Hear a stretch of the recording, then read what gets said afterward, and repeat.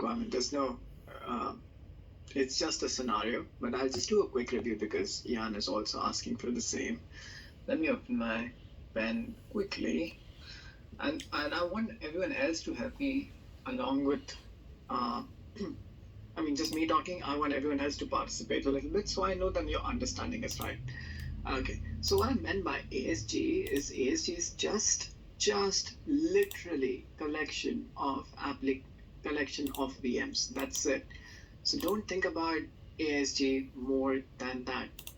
Don't compare it with AWS. I will say something. I don't know much of AWS. I would say something yes or no.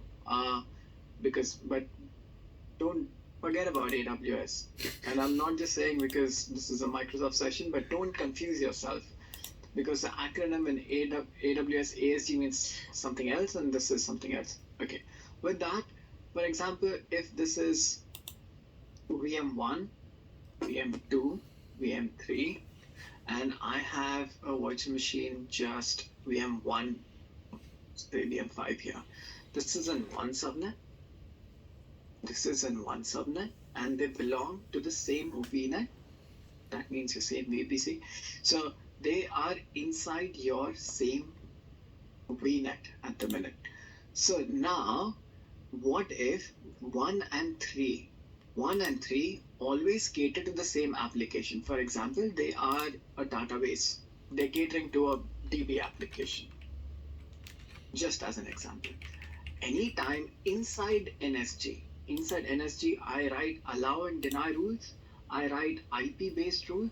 So if I want to deny VM5 to both of them, I'll have to always write deny. Suppose this IP is 1.1, this IP is 2.1 and 3.1, for example. So I'll always have to write, hey, 1.1 deny 2.1, 1.1 from source deny 3.1. And I'm not writing just these rules, I'm writing thousands of rules where I have to either allow these two always together. Now, if I have to write continuously all of them together all the time, I might make mistakes here. My configuration looks bigger and bigger, and I don't want that. So what I do is I make them part of an ASG or application security group. So now they're part of application security group. You can imagine this as a logical grouping. Nothing, just a logical grouping. I've not done any filtering, nothing. Just group them together. Now, instead of writing like this in my NSG, I can write NSG 1.1 from source IP 1.1 deny ASG1. So basically, they are getting denied together. For example, this is ASG1. So instead of writing two of them all the time together, I'm just denying ASG1 as a whole. It helps me to make my config smaller, cleaner, troubleshooting easier, and no mistakes. When I say mistakes, what if I have to write this 50 times?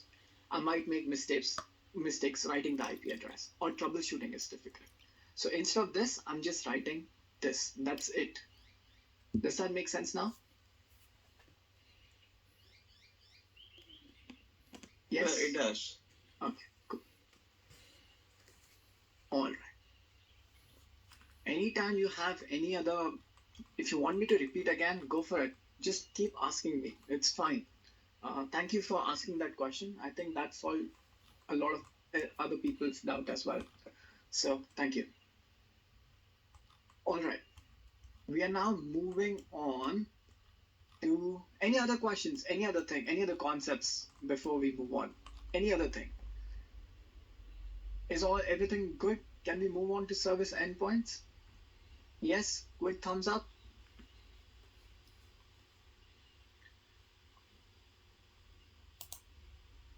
Okay. Only Amber says yes. What about others? Yao is also excited about the next bit. That's awesome. Okay. I'm going to revise everything at the end of the class today. So if you missed on something, just ask me towards the end. I'm there to help you out. All right. Now, next topic is service endpoints.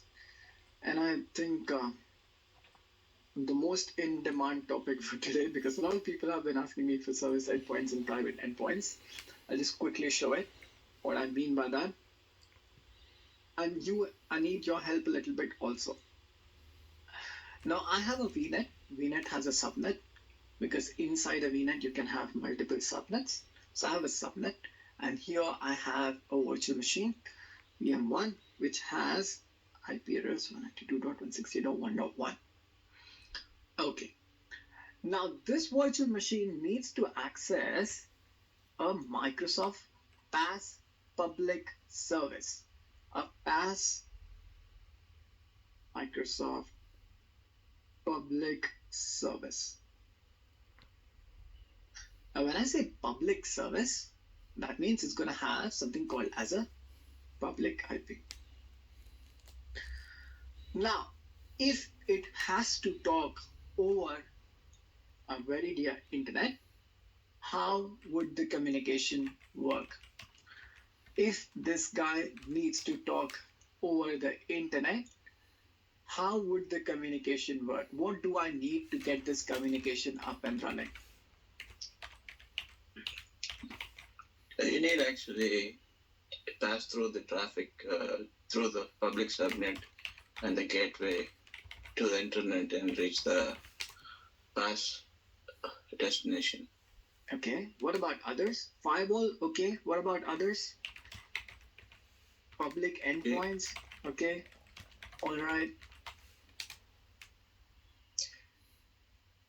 Private IP? Exactly. Private IP needs to talk to a public IP. So the service that I'm looking after is something called as NATing. So exactly right, John. So I need NATing, and thank you, Yao. I need a public IP. I need a public IP here. NATing can be done by your Azure firewall. So that is also a correct answer. So I need an Azure firewall or any other NAT service. It can be a load balancer. Even load balancers are capable of doing some sort of NATing, or it can be a NAT service. So in Azure, there is no NAT gateway? No. Well, you can configure a NAT gateway separately as well. You can do that as well. But I'm just talking Azure Firewall also can do NATing. Yeah, we discussed that before. Okay. Now, any sort of NATing service, either it's a public load balancer, NAT gateway, or whatever you want to use, you can use it to do NATing. But even if I want to do NATing, what do I need along with this? A public IP. Public IPs are not cheap. Public IPs are expensive. You need a NAT gateway or an Azure firewall or a load balancer to get this running. So it's expensive, right? Because I'm looking at a public IP. But now the concept is I want all this traffic, it's communicating to my Microsoft's public service network.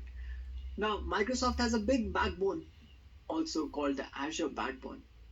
So why don't I, instead of going through the internet, I break some internet laws, because this is Microsoft Azure network. This is also Azure network. Instead of going over the internet, can I do something about it? So here comes our concept of service endpoint. Now, when I create a service endpoint, I link my subnet to my Azure, just Microsoft, not others, my Microsoft public service. So what I'm doing is from a private IP. So now the communication changes a little bit. From a private IP, I'm directly communicating to a public IP. Because I've created a sort of a service endpoint, which I link it to a subnet within a VNet. And there are some specific Microsoft public services which you can use it for. Just some specific. Either it's storage or database, and I'll show you in a minute. So there are some specific services you can use this for. So instead of going over the internet, now you're saving money. Now it's more secure because it's going over the Azure backbone. So all the traffic is now going over the Azure backbone, doesn't exit into the internet. Private IP communicates to a public IP because this is a Microsoft PaaS service. Any questions? I'll show you how to set it up in a minute. But any questions? Does it make sense? I'll talk about private endpoints next, but does it make sense? Can I get a quick thumbs up? So basically, I'm saving money because I don't need a NAT device. I don't need a sort of any firewall NATing service. I don't need a public IP. This traffic is directly going over Azure backbone. Okay? All right. I'll just show you in a minute which PaaS service I'm talking about. So let me go back to my portal. Let me go back to the portal.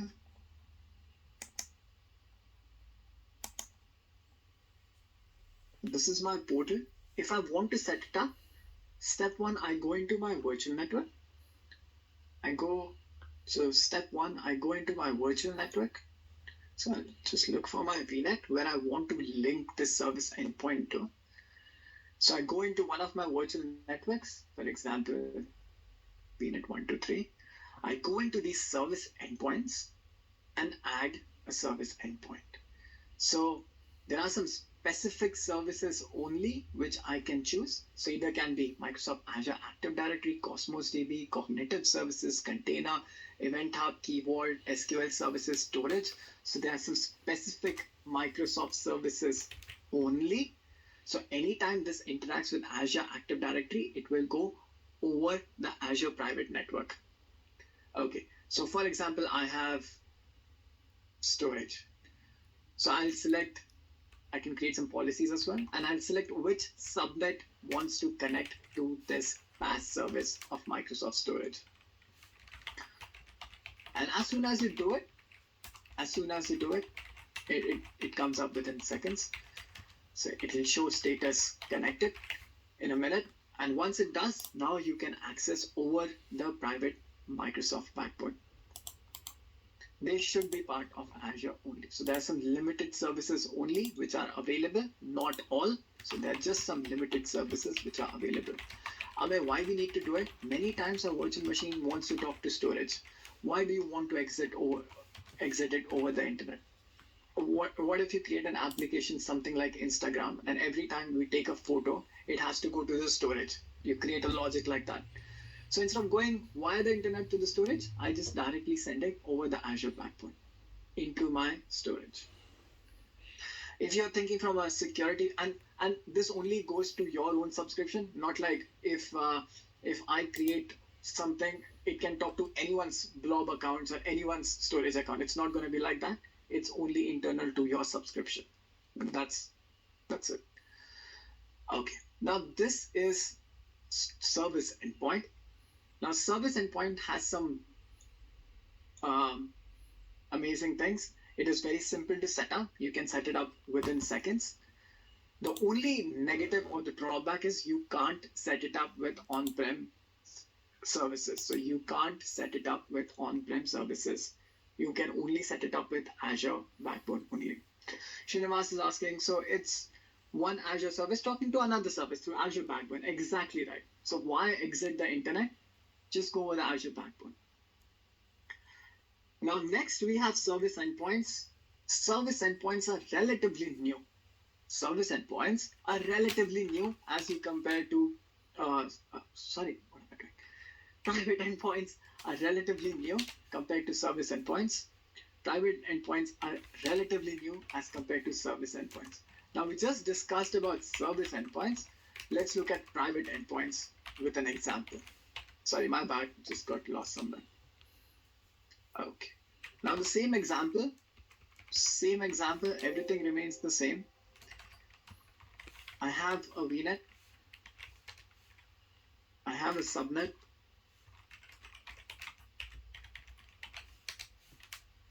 I have a virtual machine.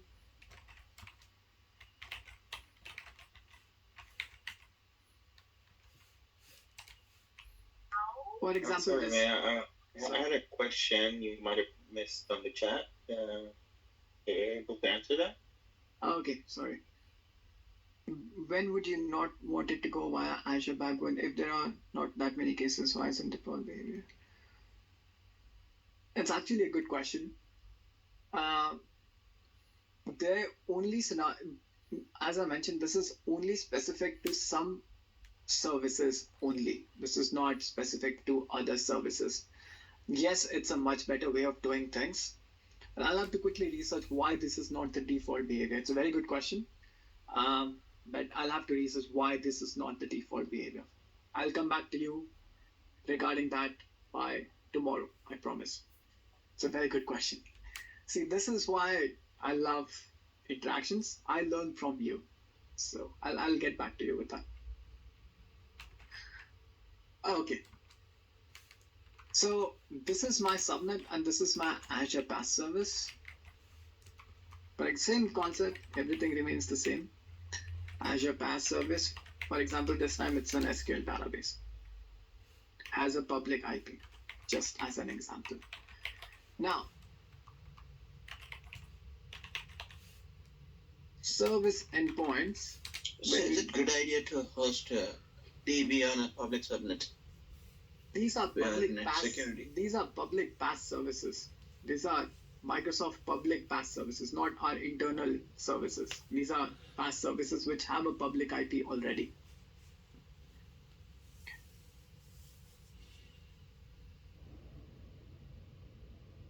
So when we talk about service endpoint, it is private IP to public IP. But now we'll talk about private endpoints. Now, I'll just look at this question. Just give me a second. I know a lot of people have a lot of questions, and I know this topic can be a little bit confusing. So this is a public PaaS service.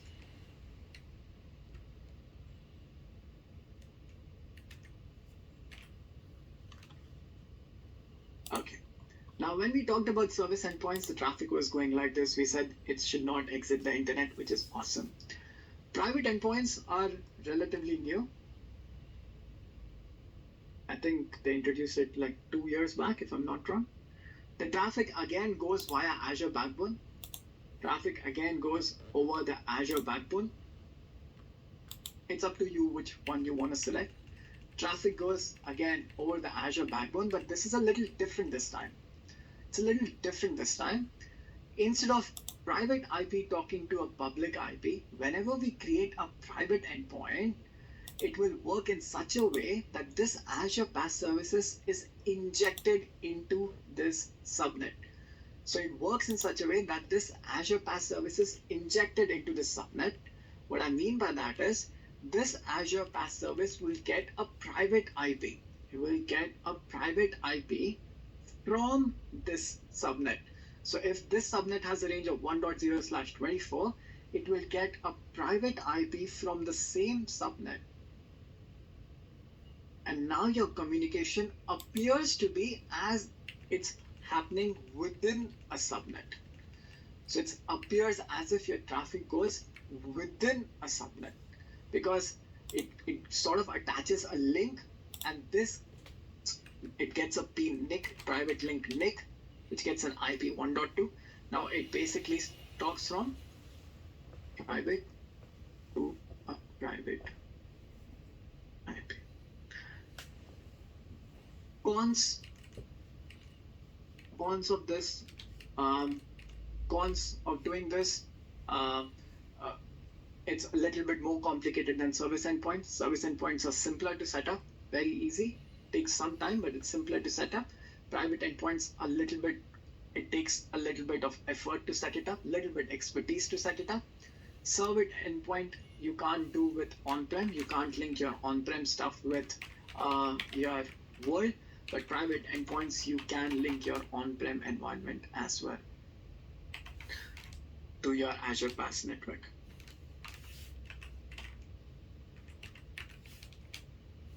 Okay, time for questions. Let me look at it. Someone had raised a hand. Who was that? Sorry.